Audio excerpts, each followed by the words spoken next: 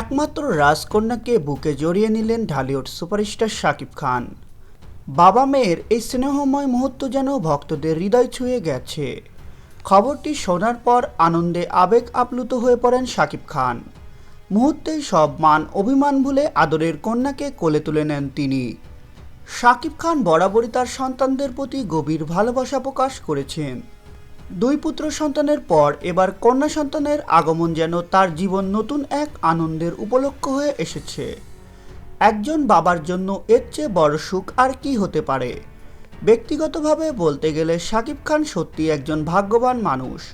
কর্মজীবন হোক কিংবা ব্যক্তিগত জীবন, প্রতিটি ক্ষেত্রেই তিনি বারবার সফলতার দেখা পেয়েছেন।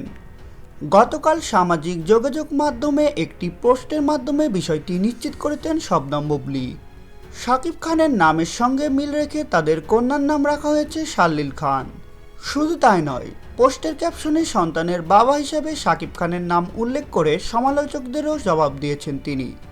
বিষয়টি সামনে আসার পর থেকেই উচ্ছ্বাসে ভাসছেন শাকিব বুবলীর ভক্তরা, কারণ এই জুটিকে একসঙ্গে দেখতে এখনও পছন্দ করেন অসংখ্য দর্শক।